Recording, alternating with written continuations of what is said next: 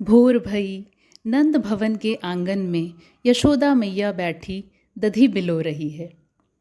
उनकी चोटी में सुंदर मालती के पुष्प सजे हैं, कानों में बड़े बड़े कर्णफूल और हाथों में सुंदर सोने के कंगन सजे हैं। कमर में रेशमी लहंगा सूत की डोरी से बांधा है उन्होंने और बड़े प्रेम से दधी मथती जा रही हैं। अच्छा, हाथों से तो दही मथने का कर्म हो रहा है, परंतु मन में निरंतर गोपाल जी की लीला का चिंतन कर रही हैं वे, और मुख से उन्हीं लीलाओं का गान कर रही हैं, उन्हीं लीलाओं के गीत गाती जा रही हैं।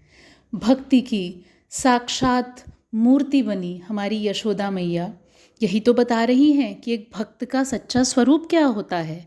एक भक्त का सच्चा स्वरूप होता है कि वो अपने तन, मन और वचन तीनों से ही अपने गोपाल की, अपने इष्ट की आराधना करें। अब यशोदा मैया ने क्या किया? यशोदा मैया अपने तन से, अपने कर्मों के द्वारा गोपाल जी के लिए ही तो माखन निकाल रही हैं। मन में निरंतर गोपाल जी का चिंतन, उन्हीं की लीलाओं का चिंतन कर रही हैं और मुख से, अपनी वाणी से उन्हीं की लीलाओं के गीत गाती जाती हैं। आहा, कितना सुंदर सौभाग्य यशोदा मैया का। तभी आंखें मीचते हुए हमारे गोपाल जी उठ जाते हैं। कैसे उठे? क्योंकि यशोदा मैया आंगन में बैठी उनकी भक्ति के गीत जो गुनगुना रही थी, अब ये गीत सुनकर हमारे लाल जी की निद्रा टूट जाती है और वो उठकर आंगन में आते हैं। आंगन में आते हैं, मैया को ऐसे तिरछी नेत्रों से देखते हैं, फिर अपने आँखों को और ज़ोर ज़ोर से मलते हैं, जैसे छोटे बालक भोर में उठने के बाद अपनी आँखें मलते हैं। आँखों का काजल पूरी तरह से फैल जाता है, लेकिन हमारे गोपाल जी का रूप बड़ा ही मनोहर दिखता है। अब मैया ने गोपाल जी को देखा और उनको बोला, अच्छा उठ गए हो लाला? गोपाल जी ने कुछ नहीं कहा, जा करके अपने नन्हे नन्हे कदमों से चलते चलते चलते और दही की मथानी ऐसे पकड़ ली। उनकी मथानी पकड़ करके जैसे कहा, अब रुको, तुम्हारी साधना पूरी हो गई। हाँ, यही तो कहा सांकेतिक रूप से। गोपाल जी ने कहा, तुमने ये साधना मेरे लिए ही तो की है मैया, पर अब कोई साधना, कोई जतन करने की ज़रूरत है नहीं तेरी। पूर्ण हो गया सब। अब तो मैं सामने हूँ, मैं प्रत्यक्ष हूँ। और जैसे ही दही की बिलोनी को पकड़ लिया और मैया के नेत्रों में ऐसे देख रहे हैं, तो मैया हंसते हुए बोलती है, क्या बात है लाल जी, क्या चाहिए? हमारे गोपाल जी कहते हैं, दूध दूध। तो मैया कहती है, अरे लाला, मैं दूध थोड़े बना रही हूँ, मैं तो तेरे लिए मीठा मीठा माखन बना रही हूँ। दूध तो हमारी गैया देती है। गोपाल जी जैसे अपने बालपन का हठ और उसका सौंदर्य दिखा रहे हैं। दधी की मथानी को दाएं से बाएं, फिर बाएं से दाएं घुमाया और फिर उनकी नेत्रों में झांकते हुए बोलते हैं, मैया दूध, मैया दूध। अपने छोटे से लाला के इस बाल सुलभ लीला के ऊपर यशोदा मैया निहाल हो जाती है और दही की मथानी को एक तरफ किनारे करके लाल जी को गोद में लेती हैं और उनको दुग्ध पान कराती हैं। ऐसा मनोरम सौंदर्य, ऐसा अप्रतिम दृश्य, जिसको देखकर देवता भी स्वर्ग से निहाल हुए जा रहे हैं और यशोदा मैया के भाग्य की सराहना कर रहे हैं। बार बार उनके सामने दंडवत प्रणाम कर रहे हैं कि तैने कौन से जतन कियो मैया, तैने कौन सी ऐसी साधना करी कि तीनों लोकों के नाथ, तीनों लोकों के पालक, हमारे प्रभु गोपाल, जिनसे पूरा संसार कांपता है, वो आपकी गोद में हैं और आप उनको दुग्धपान करा रही हैं। कैसा सौभाग्य है आपका। अब अचानक क्या होता है, मैया को ऐसा प्रतीत होता है जैसे अंगीठी पर रखा हुआ दूध गिर तो नहीं रहा है, और जैसे ही उनको ऐसा ध्यान आता है, मैया क्या करती है, लाल जी को अपनी गोद से निकाल कर किनारे रखती है और कहती है, तनिक ठहर, मैं अभी आई, कहते चली जाती है। अब अंगीठी का दूध क्यों गिरा?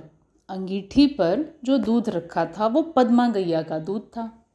पद्मा गैया का दूध बड़ा विशिष्ट था, वो ऐसा वैसा नहीं था। कुछ विशेष चुनी हुई गैयों का दूध पिलाकर पद्मा गैया का पोषण किया जाता था और उन पद्मा गैया का जो दूध निकला उसको लाल जी के लिए तैयार किया जा रहा था।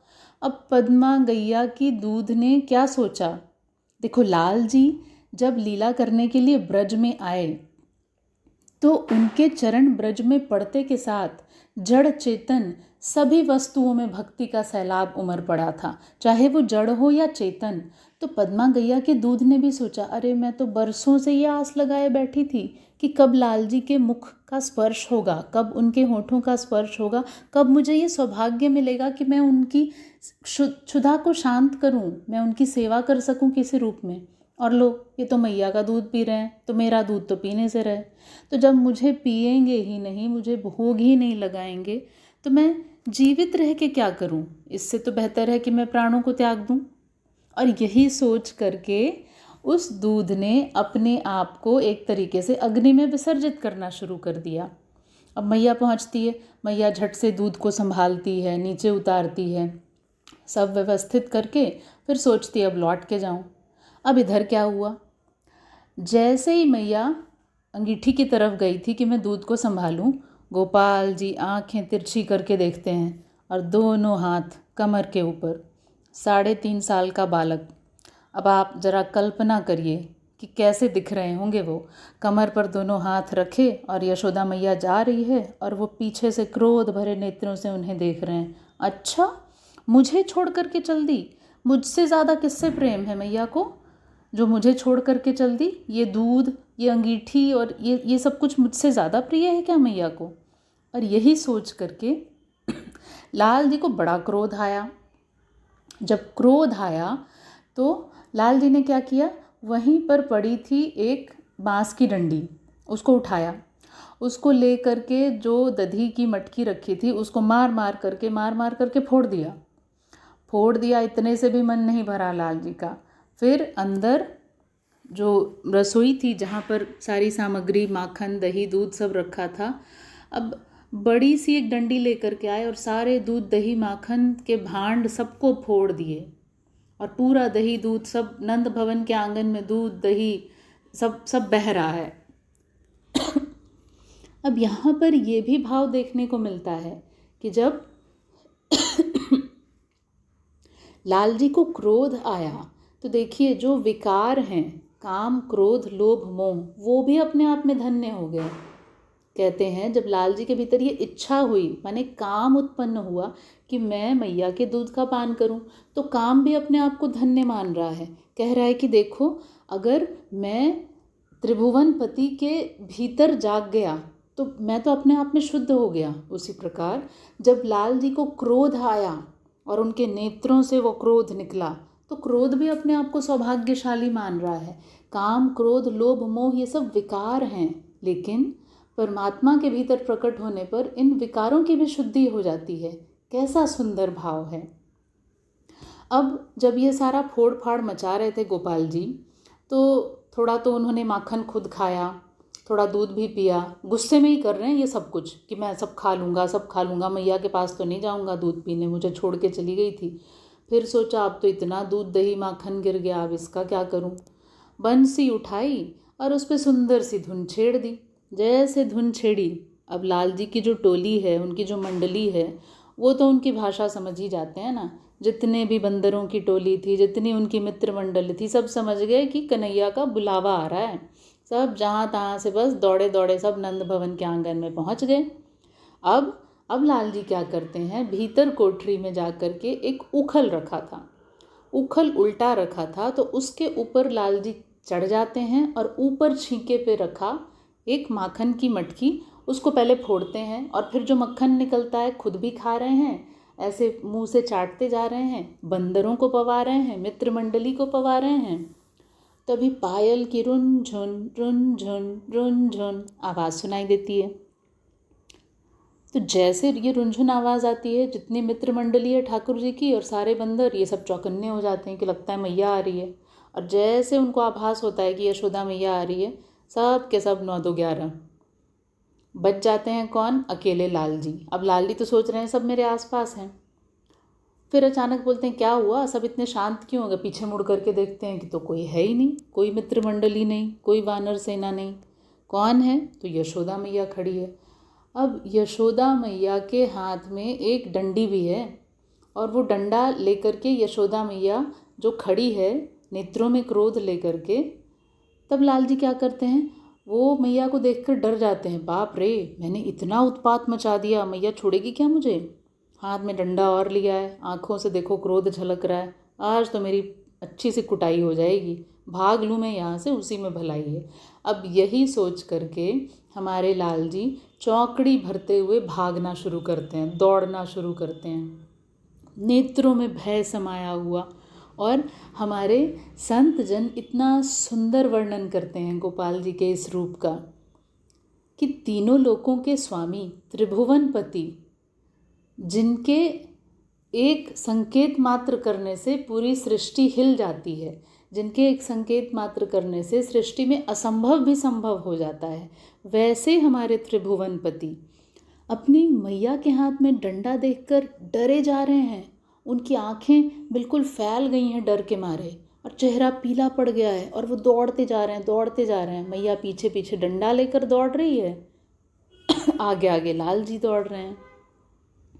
भागवत जी में वर्णन मिलता है कि जब यशोदा मैया दौड़कर लाल जी को पकड़ने की कोशिश कर रही थीं, उनकी चोटी में जो मालती के फूल गुंथे थे वो सब टूट टूट कर उनके चरणों में गिरने लग जाते हैं। क्यों? मानो कहना चाह रही हो ये सारे पुष्प कि मैया, यशोदा मैया, तू जितनी धन्य है, तू जितनी महान पवित्रतम आत्मा है, तेरे जितने बड़े सौभाग्य हैं, हमारी इतनी औकात नहीं है, हमारी ऐसी स्थिति नहीं है कि हम तुम्हारे शीर्ष पर विराजें। हमारी तो यही स्थिति है कि हम तुम्हारे चरणों में पड़ सकते हैं। तुम इतनी बड़ी भक्त हो ठाकुर जी की, बताओ, तुम्हारे भय से वो भाग रहे हैं और तुम डंडा लेकर उसके पीछे दौड़ रही हो। यही भाव लेकर मालती के सारे पुष्प यशोदा मैया के चरणों में गिरते जा रहे हैं। फिर क्या होता है, यशोदा मैया आखिर वृद्धावस्था हो गई है, थक जाती हैं, अब बच्चों की तरह तो दौड़ नहीं सकती। जब थक जाती हैं तो यशोदा मैया बैठ जाती हैं। लाल जी अचानक मुड़कर देखते हैं, क्या हुआ, मैया नहीं आ रही। और जब मुड़कर देखते हैं, मैया दिखाई देती है कि मैया तो थक के बैठ गई। तब लाल जी को लगता है कि अरे क्या हो गया, मैया थक गई है लगता है। और थकान के मारे मैया ने क्या किया, डंडा फेंक दिया। जैसे ही लाल जी ने देखा कि यशोदा मैया ने डंडा फेंक दिया, लाल जी स्वयं ही दौड़े दौड़े आते हैं और मैया के गले लग जाते हैं।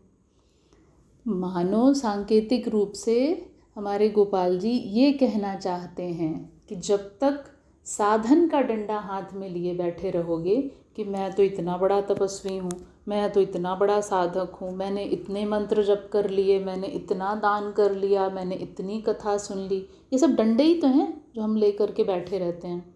जब तक ये डंडा अभिमान का अपने हाथ में लिए बैठे रहोगे, मैं हाथ नहीं आऊँगा, मैं तो ऐसे ही भागता रहूँगा। अब देखो, यशोदा मैया ने ज्यों ही डंडा फेंका, लाल जी पलट करके दौड़ कर आकर उनकी गोद में बैठ जाते हैं। यही स्थिति है हमारे साथ। अगर हमने उस डंडे को पकड़ा हुआ है, आप कितनी भी मेहनत कर लो, कितने भी बड़े आप साधक हो, कितने भी बड़े आप तपस्वी हो, लाल जी आपके पास नहीं आने वाले। उसके लिए आपको उस डंडे को फेंकना पड़ेगा, तभी आएंगे लाल जी। अब लाल जी जब गोद में बैठे हैं तो पहले तो यशोदा मैया ने बड़ा लाड़ दुलार किया कि मेरो लाला, मेरा प्यारा, मेरा बेटा। उसके बाद अचानक यशोदा मैया को ध्यान है, इसने तो उत्पात इतना मचाया है आज बड़ी बर्बादी करी है नंद भवन में। इसने इतने मटके मटकी सारे फोड़ दिए, दूध दही माखन सबकी बर्बादी की इतनी। इसको कोई सबक तो देना पड़ेगा, और जो सबक नहीं दूंगी तो ये लाला तो मानेगा नहीं, उसको तो लगेगा कि ये तो सही है। फिर अब माँ है, वो तो माँ के हिसाब से ही सोचेगी ना। वो तो कभी लाल जी को ऐसे थोड़े मानती थी कि ये कोई भगवान है। वो तो सोचती थी कि ये बस मेरा लाला है, एक नटखट सा लाला जो बस शैतानी करना जानता है, उधम मचाना जानता है। तो मैया ने सोचा इसको कोई सज़ा तो देनी पड़ेगी। तो मैया क्या कहती है, अचानक लाल जी देखते हैं मैया के नेत्रों का रंग बदल रहा है। जो करुणा और प्रेम थी नेत्रों में, वो अचानक फिर से क्रोध आ गया। अब लाल जी सोच रहे हैं अब क्या हुआ, अब तो मैं गोद में भी आ गया हूँ। मैया बोलती है चल गोद से उतार दिया, उसके बाद खींच के ले जा रही है लाल जी को। लाल जी कह रहे हैं क्या हुआ मैया, कहाँ लिए जा रही हो? तुझे सज़ा देनी है, तैने आज जो किए हैं ना काम, उसकी सज़ा तो तुझे देनी ही पड़ेगी। और ऐसा कहते हुए मैया खींच के ले जाती है और बाहर एक उखल पड़ा था। उसी उखल से मैया ने क्या किया, लाल जी को बांधने का प्रयास किया। प्रयास किया इसलिए कह रही हूँ क्योंकि आगे का संदर्भ वही है। अब मैया लेकर आई रस्सी, गौशाला से रस्सी लेकर आती हैं और उखल से बांधने का प्रयास करती हैं। अब प्रश्न ये उठता है कि उखल से क्यों बांधा? आंगन में खंभे थे, उससे बांध सकती थी, वृक्षों के तने से बांध सकती थी, घर में चौखट चारपाई कुछ भी सामान पड़ा उससे बांध सकती थी, पर उखल से क्यों बांधा? तो संतों का यहाँ पर ऐसा अभिप्राय मिलता है कि उखल से इसलिए बांधा कि अगर खल का साथ किया तो देख, खल माने पहले तो गोपाल जी उखल के ऊपर ही खड़े होकर ना वो मटकी फोड़ रहे थे और माखन खा रहे थे, बंदरों को लुटा रहे थे। तो मानो यशोदा मैया सांकेतिक रूप से कह रही हैं कि एक तो तूने खल का संग किया, खल खल का संग किया माने दुष्टों का संग किया, तो तुझे इसकी सज़ा मिलनी चाहिए, नहीं तो तू फिर से जाएगा उन्हीं खल का संग करने के लिए। और दूसरा मैया ने कहा उधम मचाया लाल जी ने, तो इसको भी दूंगी मैं सज़ा, और इस लाल जी के उधम में ये खल, ये उखल भी तो साथी था, इसने ही तो साथ दिया, इसलिए इसे भी साथ में सज़ा दूंगी। सो इसलिए बांधा उखल से। अब उखल से बांधने का प्रयास कर रही है मैया, गौशाला से रस्सी लेकर आई, और रस्सी लेकर आई जब बांधने का प्रयास करे तो लाल जी के पेट तक पहुँचते पहुँचते रस्सी 2 अंगुल छोटी रह जाए। मैया ने पहली बार सोचा अच्छा चलो हो गया होगा छोटा किसी कारण से, फिर से जाती है, दोबारा से रस्सी लेकर के आती है और रस्सी जोड़ती है उसमें, चलो इस बार बंध जाएगा। फिर से बांधने का प्रयास, बंधे ही ना, फिर 2 अंगुल छोटी हो गई। 2 बार, 3 बार, 4 बार, 10 बार, जब कई बार यही उपक्रम हुआ तो मैया को लगा कि ये हो क्या रहा है, मैं तो हर बार बिल्कुल नाप करके काट करके ला रही हूँ रस्सी की, इस बार तो छोटी पड़ ही नहीं सकती, पर ये रस्सी जा कहाँ रही है? दामोदर, जिस लीला का आप श्रवण कर रहे हैं इस लीला का नाम ही है दामोदर लीला। अब दाम और उदर, दाम कहते हैं रस्सी को और उदर, तो यहाँ पे कहा कि भगवान के उदर में ही तो सब प्रकार के बंधन हैं। इस संसार में क्या कोई ऐसा बंधन है जो विधाता को बांध सके, जो हमारे लाल जी को बांध सके? अरे सारे बंधन का आश्रय स्थल तो गोपाल जी का उदर ही है। इसीलिए जो भी बांधने का प्रयास करती, जितने भी प्रकार की रस्सी मैया लेकर के आ रही थी, वो सब के सब गोपाल जी के उदर में ही कहीं अंतर्धान हो जा रहे थे, इसीलिए वो कहलाए दामोदर। तो अब मैया ने सोचा कि ये हो कैसे रहा है। तब उन्हें अचानक गर्गाचार्य जी की हुई भविष्यवाणी याद आती है और वे सोचती हैं गर्गाचार्य जी ने कहा था कि नारायण समगुण, नारायण के जैसे गुण वाला, तो कहीं ऐसा तो नहीं कि ये नारायण ही हैं, ये भगवान ही हैं? किसी साधारण मनुष्य के लिए तो ऐसा संभव नहीं है। अब जैसे लाल जी ने ये ताड़ लिया कि अरे भैया के दिमाग में तो कुछ ऐसा चलने लगा, वो तो मुझे भगवान समझ रही है, ये तो मेरी सारी लीला का आनंद ही समाप्त हो जाएगा। तो लाल जी तुरंत क्या करते हैं और रस्सी को लेते हैं और अपने हाथ से दोनों रस्सी को मिला करके और मैया को बोलते हैं ले बांध ले मैया, मैं बंध गया। मैया कहती हैं बंध गया? अभी तक जब बांध रहा था, बांध रही थी मैं, तो तू बार बार बोल रहा था नहीं बांधो मत बांधो मैया मत बांधो, अब खुद ही बंध गया, कैसा अजीब लाला है। अब यहाँ पर मानो सांकेतिक रूप से विद्वानों का यहाँ पर ये मत मिलता है कि लाल जी ने खुद को क्यों बांधा। ये 2 अंगुल का जो फासला रह जा रहा था वो यही था कि जब तक हम पूर्ण समर्पण के साथ ईश्वर के पास नहीं जाते, पूर्ण समर्पण के साथ ठाकुर जी के चरणों तक नहीं पहुँचते, तब तक कोई भी उनको बांध नहीं सकता। आप कितने भी उद्योग कर लो, कितना भी प्रयास कर लो।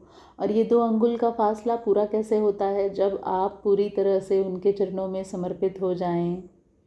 जैसे ही ये समर्पण आया तो माता ने क्या किया, यशोदा मैया अंत में थक के छोड़ देती हैं कि जाओ ठीक है मैं नहीं बांधती। तब जा कर के लाल जी कहते हैं कि नहीं, अब तो मैं बंध जाऊंगा, क्योंकि अब तो तुमने पूरा समर्पण कर दिया ना। तब फिर बंध जाते हैं लाल जी, और बांध करके उनको मैया चली जाती है घर गृहस्थी के अपने कर्मों में। आगे फिर कथा में प्रसंग आता है कि कैसे हमारे गोपाल जी